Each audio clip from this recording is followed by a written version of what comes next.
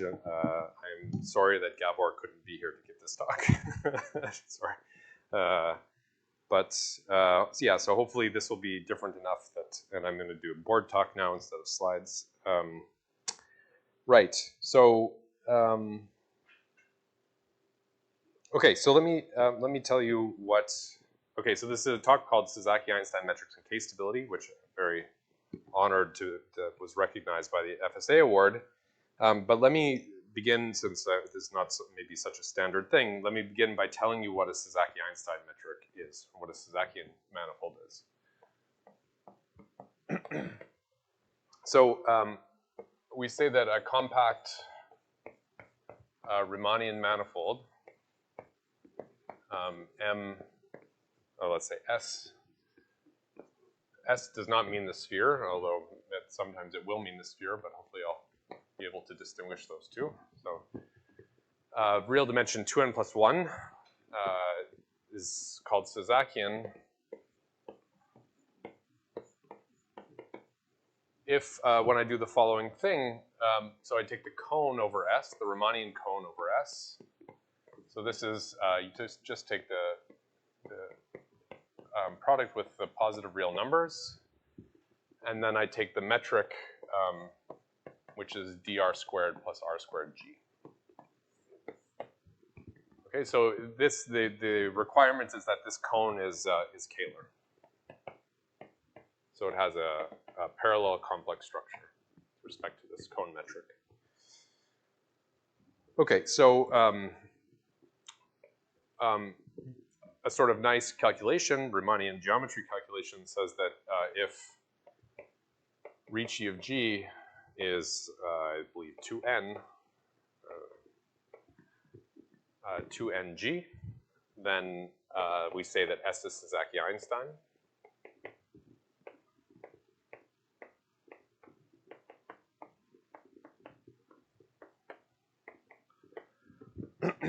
And that turns out to be equivalent, so a sort of nice exercise give your students in a Riemannian geometry class is that this is equivalent to the cone being Ricci flat. And then in particular, since it's Kähler and Ricci flat, it's Calabi-Yau.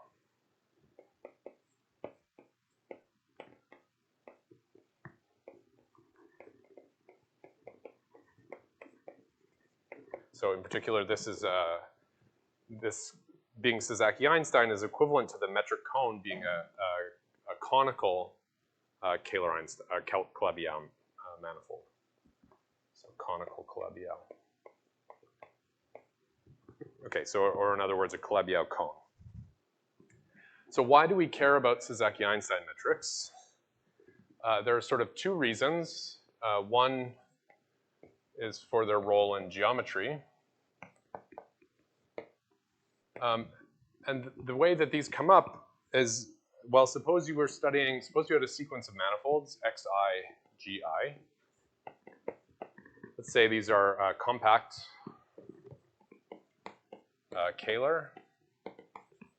And suppose we know that their Ricci curvature is bounded, say, from above and below. Ricci of gi, let's say, is bigger, less than or equal to 1, bigger than or equal to -1, just to fix some constants. Let's say the diameter is bounded and that they're non-collapsed, which I won't write, but I'll just write the words. Okay, so then if I have this sequence of manifolds, then I can take a limit and I get some sort of metric space in the limit. And you can ask what the sort of singularities of that metric space look like. And the way that you study this problem is, well, you assume you have this sequence of manifolds and maybe something's sort of going wrong at some point, right? So here you have a point where it sort of looks like a singularity is forming. And you just zoom in as this sequence of manifolds, as I goes to infinity, and this singularity is sort of looking worse and worse. So I zoom in so that this region becomes quite big. And after zooming in enough, I sort of take my microscope and I zoom into infinity, right? What you see in this yellow picture becomes sort of gigantic, and what you see in the limit is is a cone, and this cone has 0 Ricci curvature. So, and so in particular is a Calabi-Yau. Okay, assuming you can make sense of, I mean, in general, this will be just some sort of singular, it might have singularities, but if everything is nice enough, then the thing you get in the limit really is one of these Calabi-Yau cone manifolds. So understanding these objects, understanding Sasaki-Einstein manifolds somehow tells us about what can possibly go wrong in sequences of compact Kähler manifolds with sort of bounded geometry. Okay, and then there's also a physics motivation, which is that these, and this is maybe the reason that, so originally Sasaki-Einstein manifolds were not studied a lot in the geometry literature. They were really studied more in the physics literature. And the reason is because of this ADS CFT correspondence. And then these Sasaki-Einstein manifolds, called SE, are what they call as holographic duals of certain conformal field theories.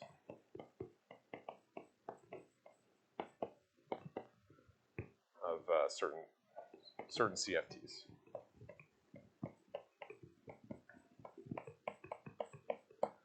So yeah, so understanding existence of these Sasaki-Einstein metrics somehow motivated by ideas coming from string theory, this gauge gravity duality.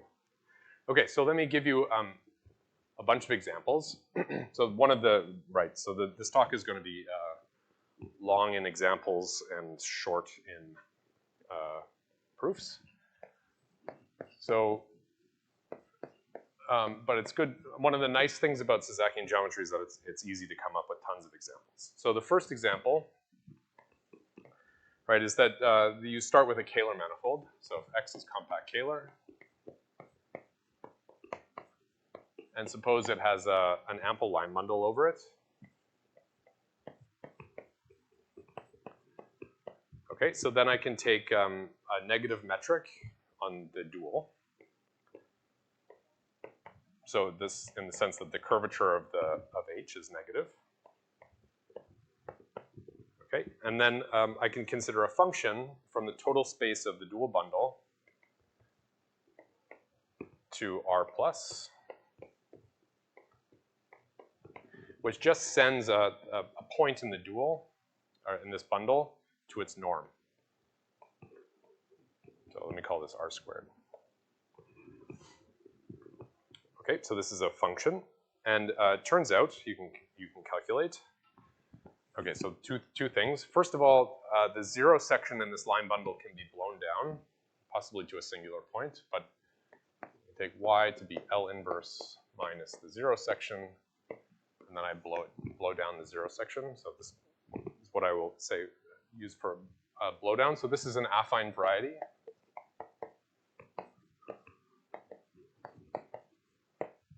Okay, so it lives inside of some Cn, can be embedded in some Cn.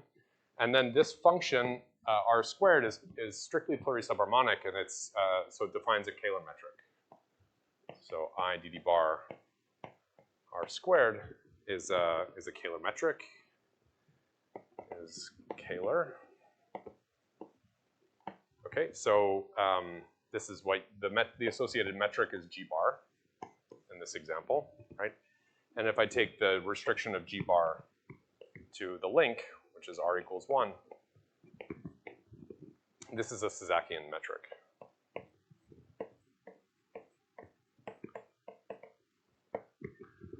Okay, so this is the first example. So basically, if I start with any projective variety and an ample line bundle, I can construct a Sasakian metric and think what's R equals 1. Well, that's exactly this sort of circle bundle inside of the dual for this ample line bundle. So let me just point out that, oh yeah, then there's another calculation you can do, another homework problem for your students, is that YG bar is Ricci flat, is Kähler Ricci flat.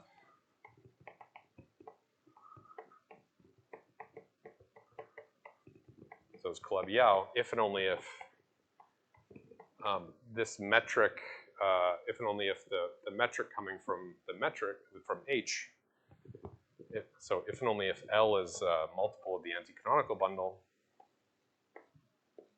of X, so X has to be Fano, and X is Kähler-Einstein.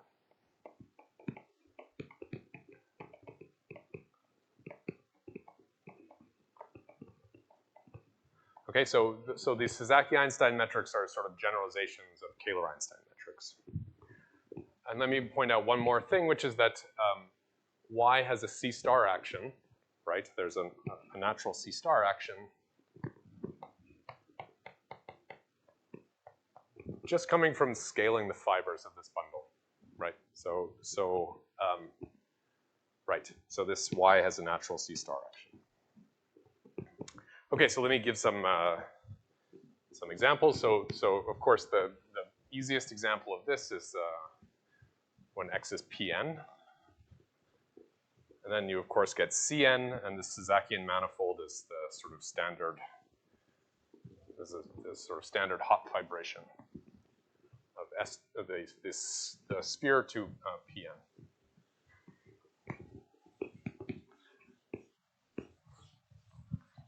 Okay, so example 0 is, so if X is Cpn,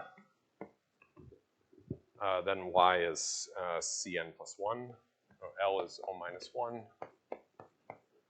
then you get Cn plus 1.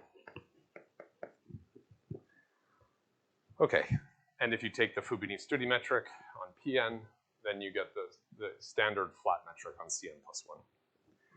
Okay, and of course the Sasakian manifold is the sphere. Okay, maybe more interesting, right, is if you take X to be P1 cross P1. You take L to be the O minus 1 bundle on each of these factors. Oh, sorry, I guess L was ample, right?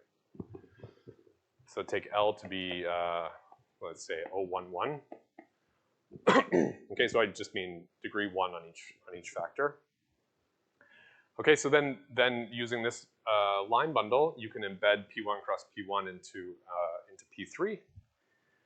And what you get is that the cone, you can identify the cone with the conifold, UV minus ZW equals 0 inside of C4. Okay, so that's another example. Okay, so now we can sort of abstract this, and let me make a definition. So one thing I'm going to do very quickly is throw away Riemannian geometry and just basically talk about essentially algebra. So definition, we say that a polarized Fano cone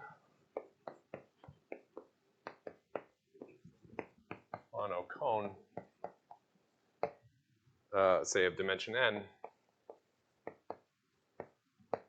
complex dimension n, is the following triple, y, t, and c, where the following things are true. So one, so I'll go through the objects one by one. So y is an affine variety.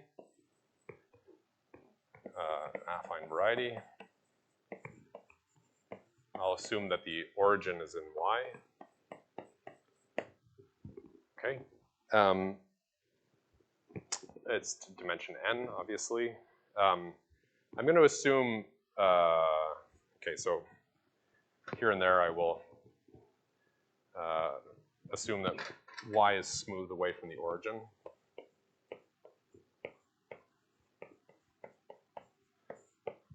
Okay, so I'll point out where this is really necessary.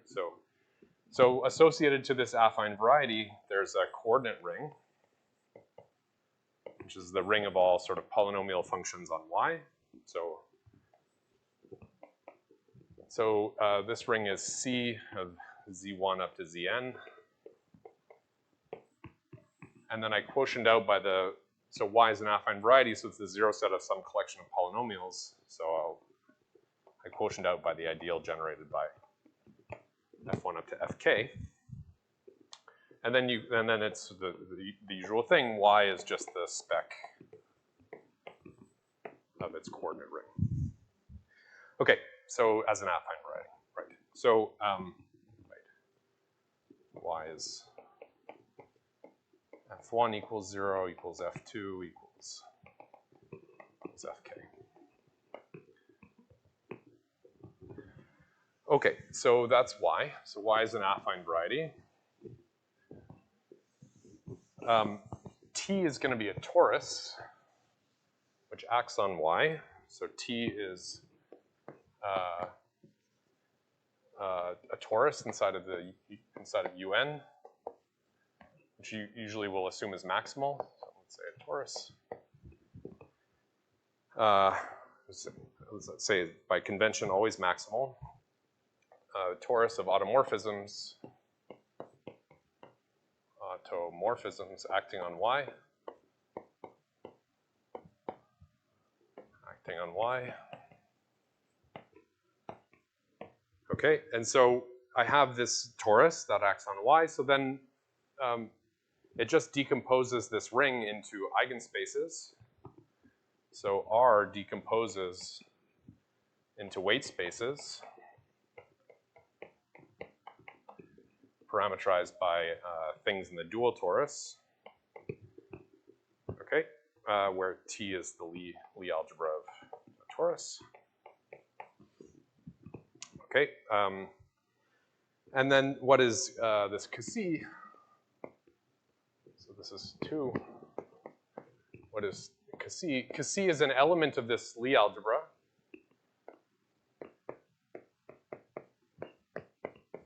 Which has the property that, which acts by positive weights. So such that chi of Cassi is positive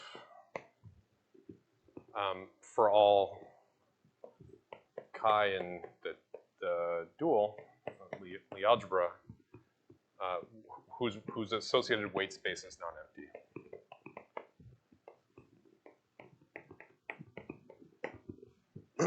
Okay, and then I guess I have to say one more thing. I'm going to assume that it's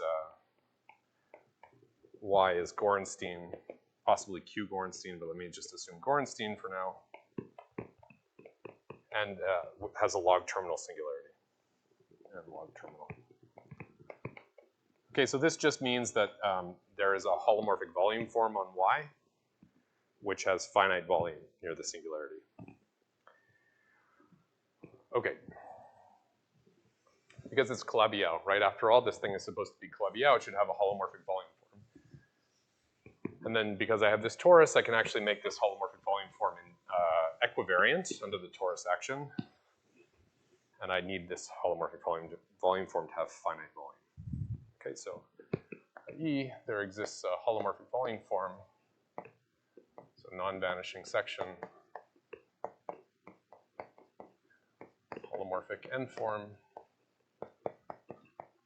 on Y, maybe minus 0, minus 0, Y minus 0, such that the integral of omega wedge omega bar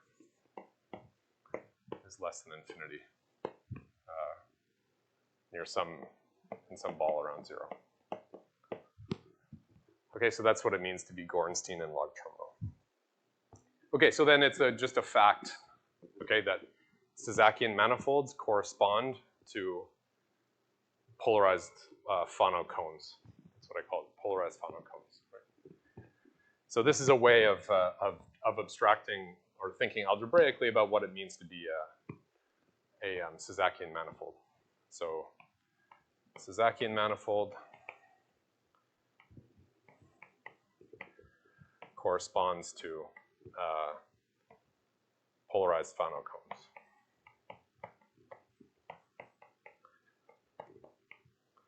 Okay, so this is this sort of endows any Sasakian manifold with a nice algebraic structure. Okay, so let me give another example, right? So we can consider the affine variety, which I'll call YPQ, which is the zero set of a polynomial xy plus z to the p plus w to the q equals 0. Okay, so this is automatically Gorenstein because it's a hypersurface. In fact, in this case, it will also be log terminal for all P and Q. But let's look at the, oh yeah, right. Let me say one thing here, which is that this, this zeta is called the Reeb vector field. So I'm going to talk about the Reeb vector field.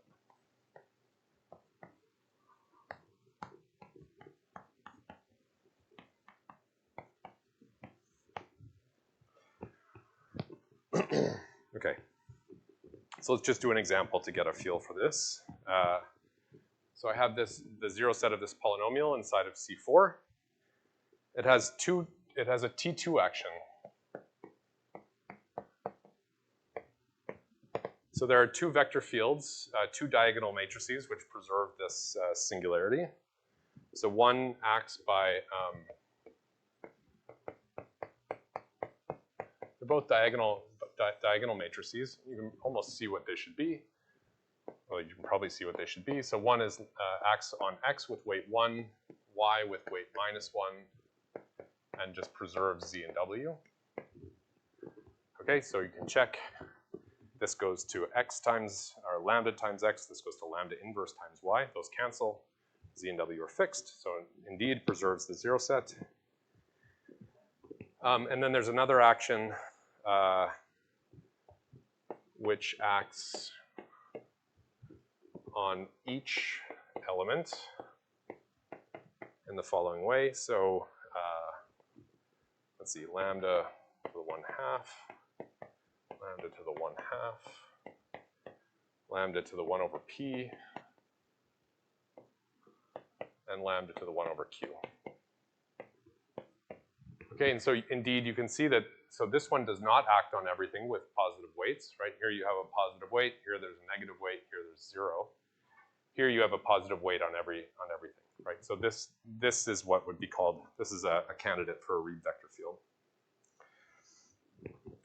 So this set of Reeb vector fields, as you can see, right, is defined by an open condition. So there is a, there's an open, turns out to be polyhedral. So define CR contained in Li T.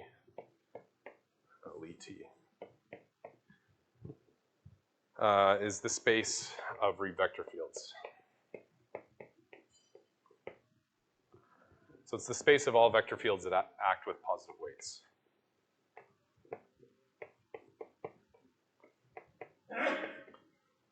Okay, so this this is an open polyhedral cone. Open polyhedral cone. Okay, and you can kind of see what you would get here. So here you can take linear combinations of these two. So you're going to act on X with weight A/2 plus B, and A/2 minus B, and A/P and A/Q. And you just need that linear combination to act with positive weights, so you see that you have some sort of, in this case, it's just a cone over an interval, right? Okay. So inside of this cone, it turns out, in the Sasaki-Einstein case, or in this case that we're interested in, it turns out that there's a natural affine slice coming from the fact that we have this nice holomorphic volume form.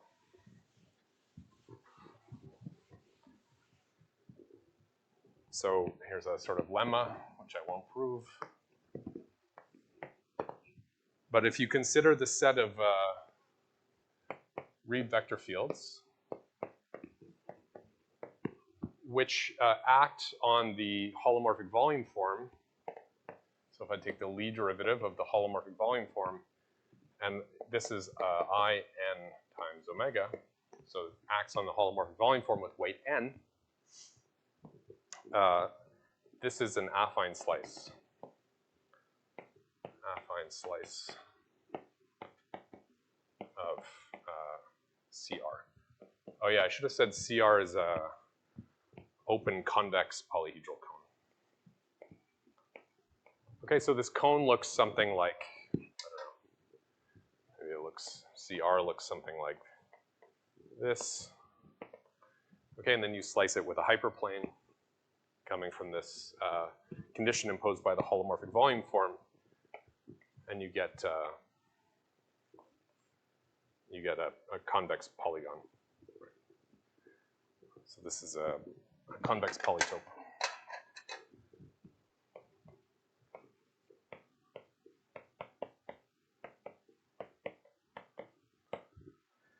Okay. All right, so now the question that we want to answer is when do Sasaki-Einstein metrics exist? Okay, so this is the sort of algebraic data associated to a Sasakian manifold, and now we want to answer a metric question, which is when can we construct these conical Calabi-Yau metrics? So the question is the following. So when does this triple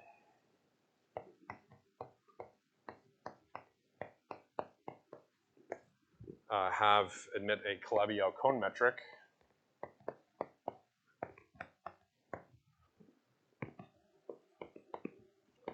So a Calabi-Yau cone metric is exactly when so just like the example we saw before, the metric is IDD bar of a function, which you can think of as just the distance to the cone point, right? Just like the metric in Cn is IDD bar of mod z squared, right? But the relationship between r and zeta, so there's a relationship here, which is that the j of the Euler vector field associated with this radial function should be this fixed vector field zeta. Okay, so in general, we don't expect existence, and that's because of this first example that we wrote down before. So there's a theorem, a very important theorem by Chen, Donaldson, and Sun, which is the resolution of the Yau-Tian-Donaldson conjecture, which says that if you have a Fano Kähler manifold, so x minus kx Fano,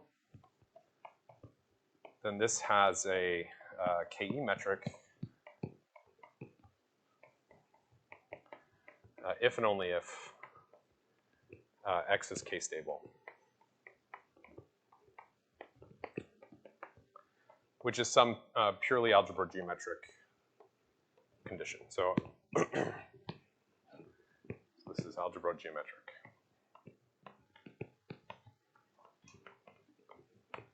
Okay, so in general, right, a Fano manifold will not have so there are many Fano manifolds which do not admit Kähler-Einstein metrics, right? And we saw early in the talk, right, that if you have a Fano Kähler-Einstein metric and you pass to the cone, right, then you get a Sasaki-Einstein metric upstairs. Okay, so in general, we sort of don't expect. Well, actually, I think originally physicists thought that the analog of Yau's theorem would hold in this case, and that there would always be sort of conical Calabi-Yau metrics. That turns out not to be the case. And the first really important work on this problem was done by Martelli, Sparks, and Yau. And they have the following really, I think, beautiful result, which I'd like to just explain briefly.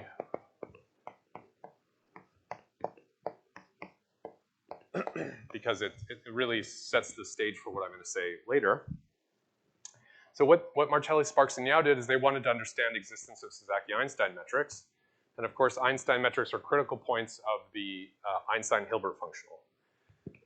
So what they did was study the variations of the Einstein-Hilbert functional, but just over variations of Sasakian structures. So they considered the Einstein-Hilbert functional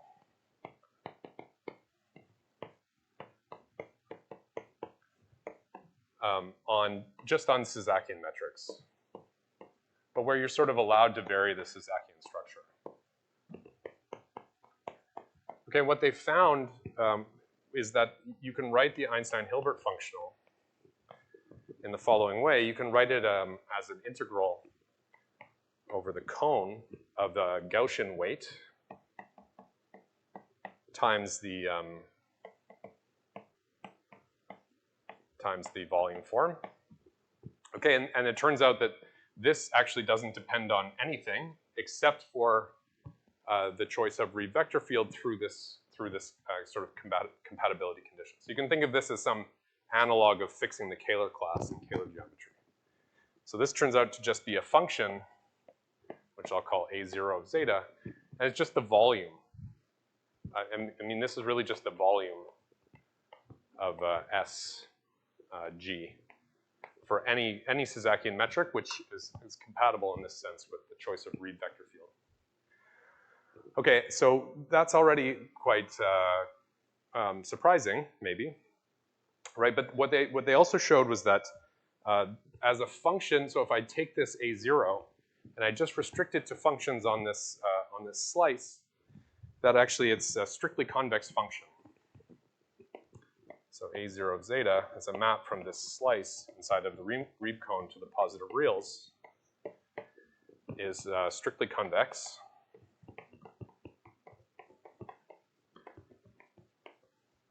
And in fact, it blows up to plus infinity on the boundary.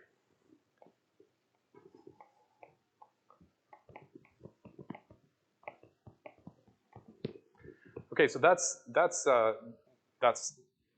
quite, that already gives some obstructions, because you see if you're a critical point of the Einstein-Hilbert functional, right, then you had better vanish when I vary so the derivative of this quantity had better vanish when I vary over Reed vector fields, right?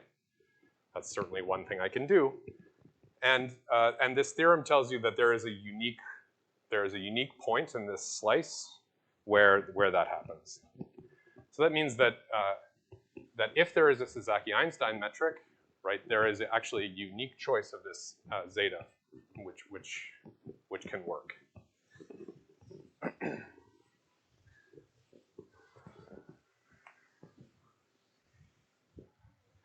Okay, so they prove the following thing. So this theorem of Martelli, Sparks, and Yau, which is that this Fano-cone singularity, polarized Fano-cone singularity, has a Sasaki-Einstein metric. This implies that zeta in this slice sigma is the unique critical point, the unique minimizer of A0. Okay, so, or in other words, the derivative of A0 in directions tangent to this slice is 0. Okay, and this is really the Sasakian analog of the classical Futakian variant.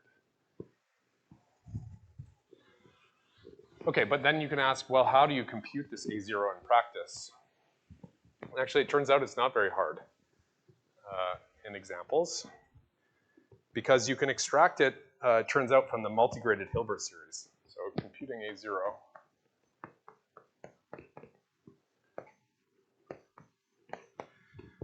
So we just compute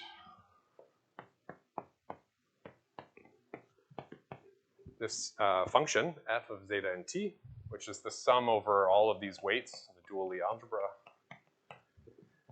where you weight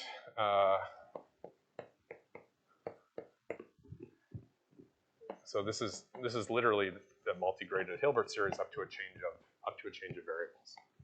So you look at the space of functions which have character Cassi, and then you weight that by e to the minus Cassi t. So this is just the multigraded Hilbert series.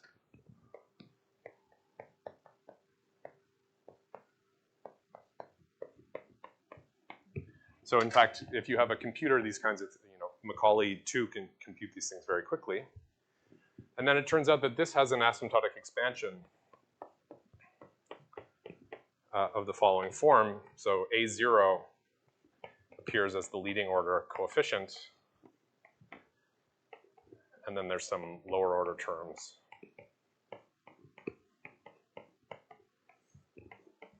So it has this kind of Laurent series expansion.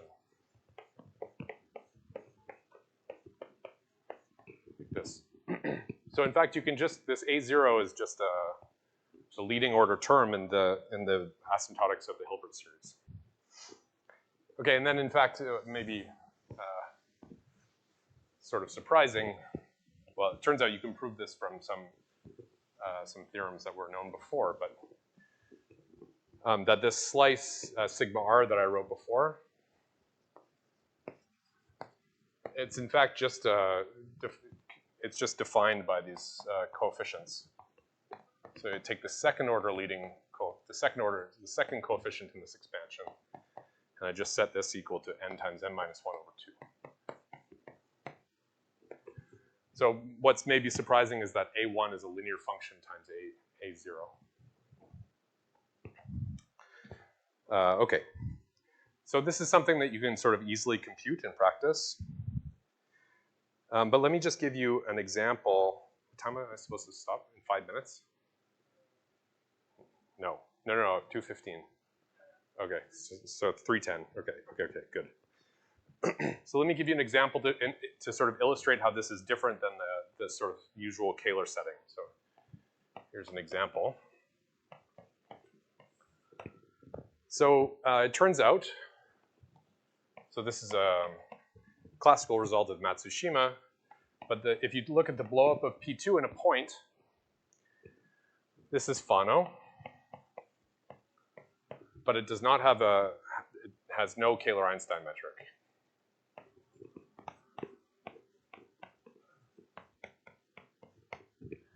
Okay, but it turns out that if I pass to the cone, let's call this x. If I instead of considering x, I consider the cone over x. So the reason it's not Kähler-Einstein is because it doesn't have vanishing Fataki invariant. But if I consider y to be, so I go to the anticanonical bundle, I remove the 0 section, and I blow down. This turns out it does have a Calabi-Yau cone metric, so or has a Sasaki-Einstein metric.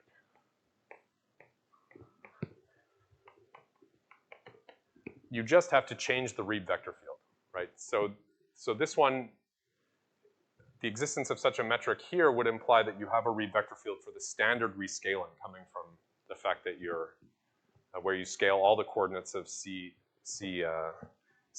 equally.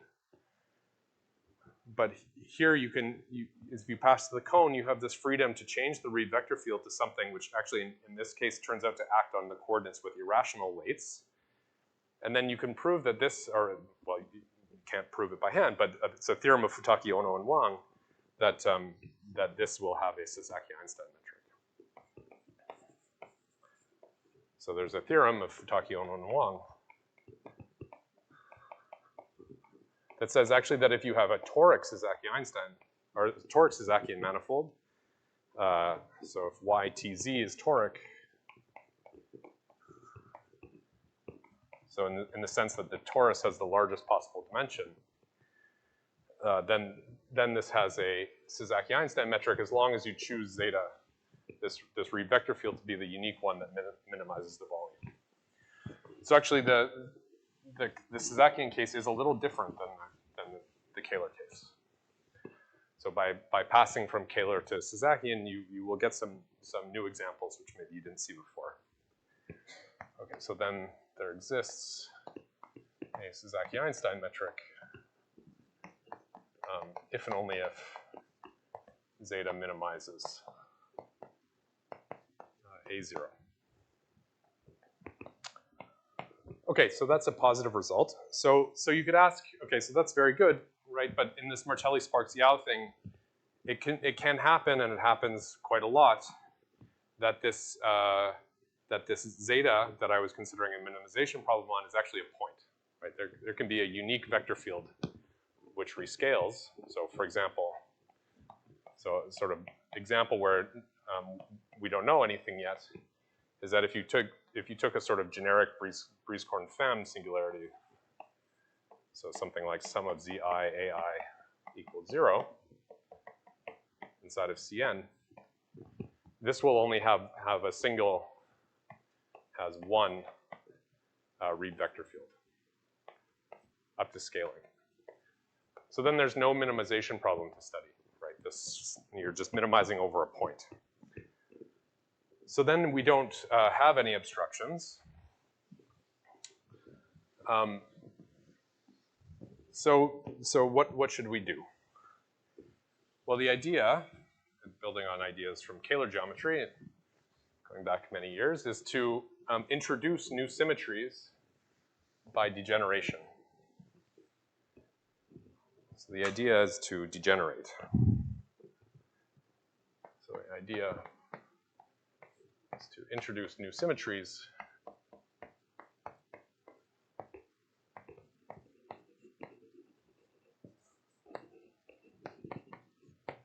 by degeneration. So what is this degeneration? So this is so it's quite simple. I can say it quite simply in this case. So I'm just going to choose a family, a sort of set of T equivariant generators for the coordinate ring. So I choose, let's call them F1 up to Fk of R.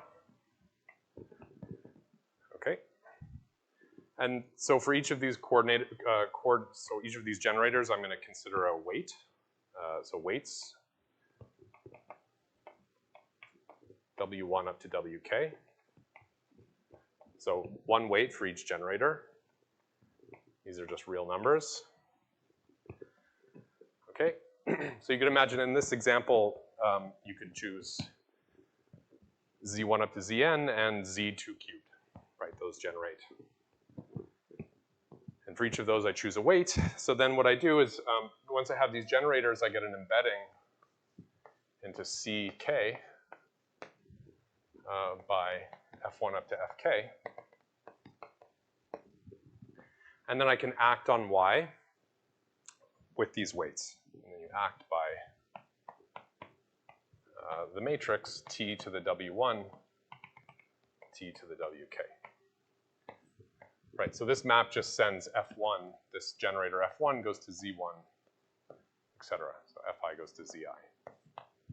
Okay, so the image will be some embedding of Y in this large affine space, and then I can act by these weights.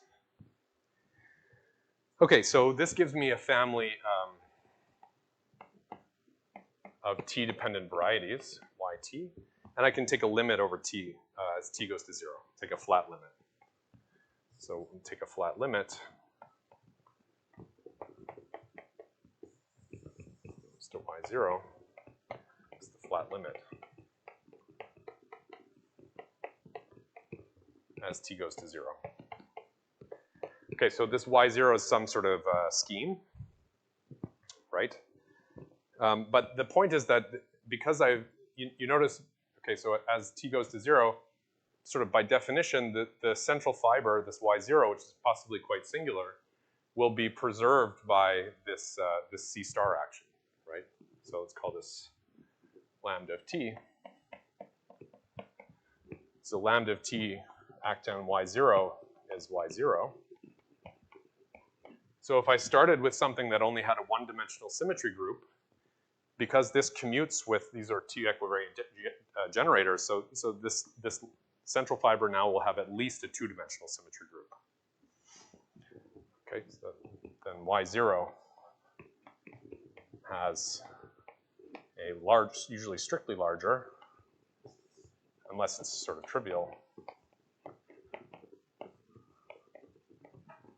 larger symmetry group. Okay, so this is what we call this a special test configuration, as long as the central fiber is not too singular. In fact, you can make sense of this for very singular central fibers, but let me worry about that for now. So we say that this is a special test configuration.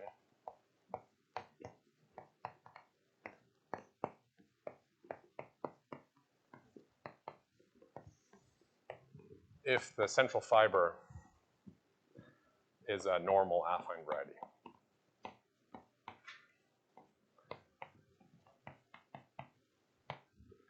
Okay, and then this central fiber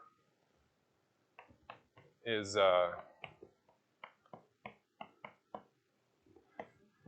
now what we would call a singular polarized affine or polarized phono-cone singularity.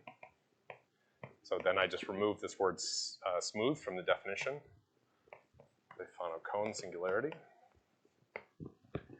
Okay, and then I can redo everything that I've already done. So I can compute the Hilbert series of the multigraded Hilbert series, compute the multigraded Hilbert series of this affine variety. And I get a function, A0, which is now a map from the Reeb cone, this slice of the Reeb cone.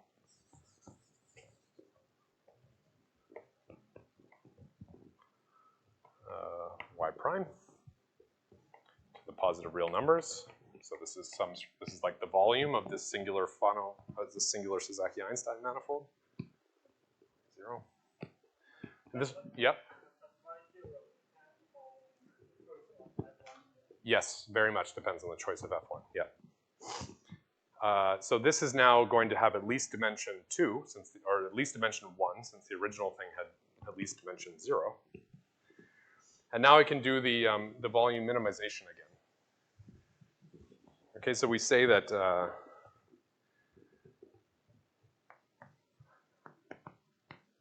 this cone singularity is case stable if for all such special test configurations, if for all special test configurations,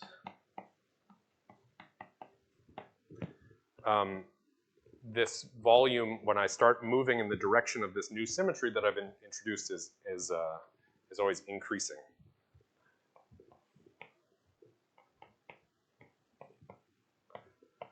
Or at least not decreasing, with equality if and only if the original thing was just a product. So in fact, if I didn't actually increase this dimension of the symmetry at all. So in that case, Y0 is just isomorphic to Y. Okay, so here eta is the generator of this new symmetry. Right? Eta generates. So lambda of t is basically e to the eta of t. Okay, so let me give you an example.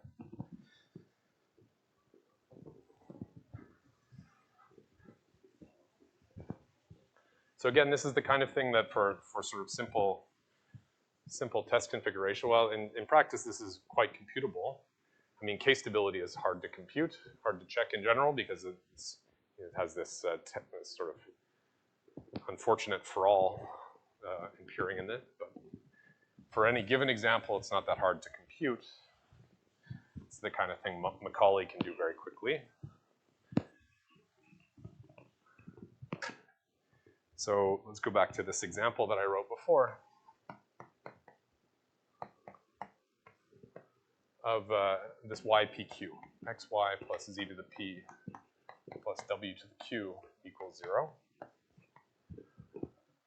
Okay, and I'll take the Reeb vector field to be the one which is proportional to the scaling 1/2, 1/2, 1 over p, 1 over q. So these are the weights on x, y, z, w. Okay, remember, if I act with these weights, it preserves the equation. So now I can consider another action, which is that I act on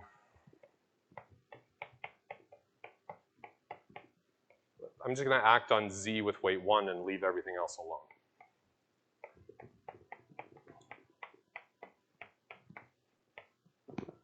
Okay, So this gives me a new variety, or family of varieties, yt, just xy plus t to the p, z to the p, plus w to the q equals 0. And now the flat limit over as t goes to 0 is not so hard to, well, it's just the naive thing. You just set t to be 0. That's xy plus w to the q equals 0 inside of C4. Right, so I just sort of throw away z. I get this thing is singular now, but it's still normal. And now I can redo the volume minimization, and what I get is that the derivative of A0, so the Futaki invariant of this special test configuration is just 2q minus p, up to a positive factor. Okay, so this means that, right, so this is the Futaki invariant of this special test configuration. And so the theorem, which is the generalization of the CDS theorem to the Sasaki setting, is that yt zeta has a Sasaki-Einstein metric if and only if it's k-stable.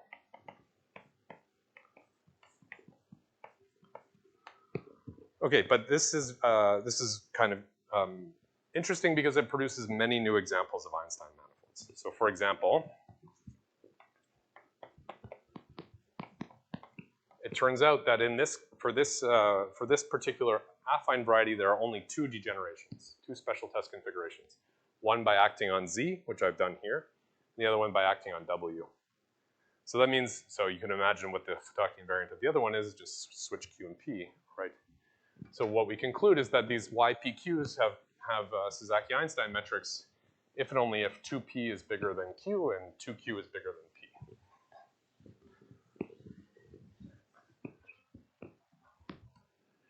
So these YPQs, xy plus z to the p plus w to the q equals 0, has a SE metric if and only if 2p is bigger than q and 2q is bigger than p, or in other words, q is bigger than p over 2. So then you can compute, you can find infinite sequences of these, and actually we even know the topology of the link of this singularity. So the link of YPQ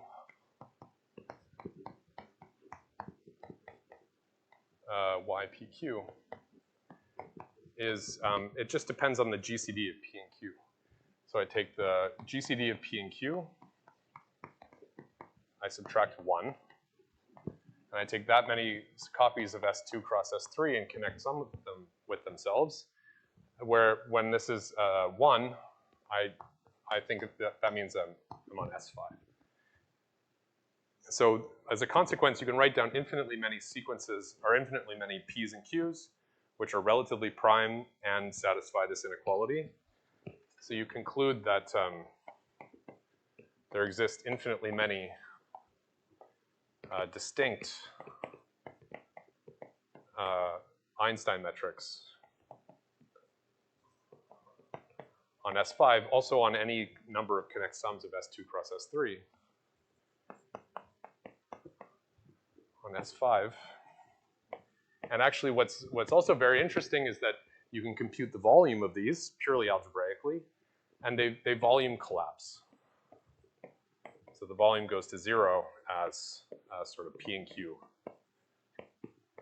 go to infinity. Sorry, volume goes to 0. So that's maybe quite surprising. So you have so the Einstein constant is fixed, right? It's just, to rescaling, it's 1. So you have some sequence of Einstein metrics on the rounds, or on the standard S5, which are volume collapsing.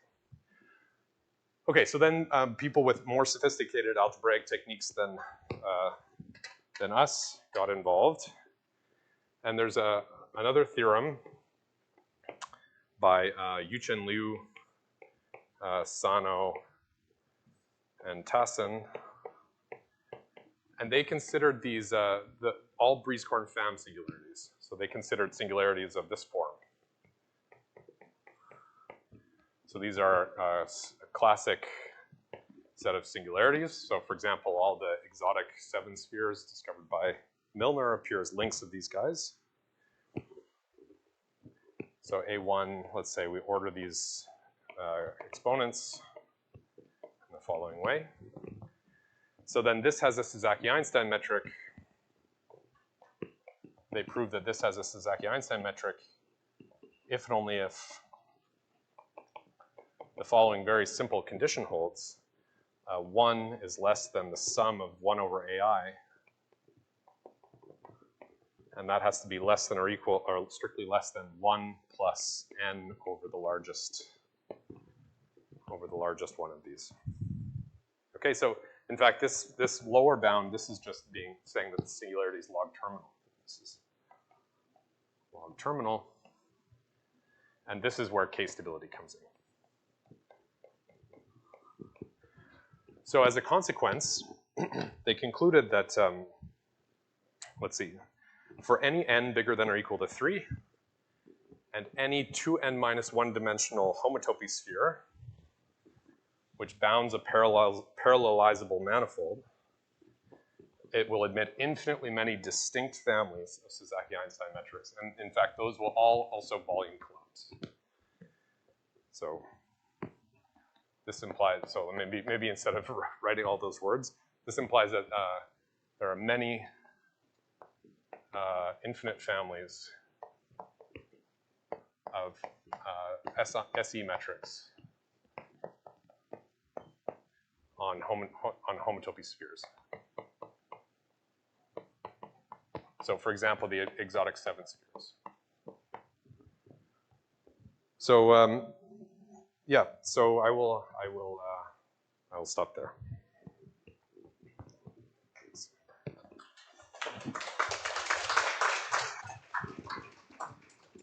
Any question?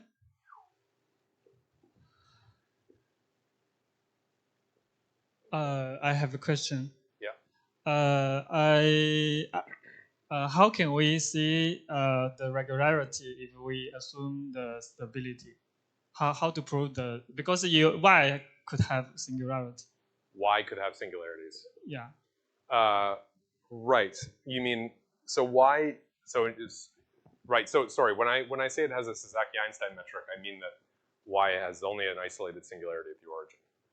Yeah. But what could happen, so what you imagine happening is that you start some sort of method of continuity, and what can happen is that the metric could blow up, and then you could Gromov-Hausdorff converge to something which is a singular version that's like one of these degenerations. But if that happens, then you use k-stability to obtain a contradiction. So actually that degeneration never happens, and then this method of continuity goes on.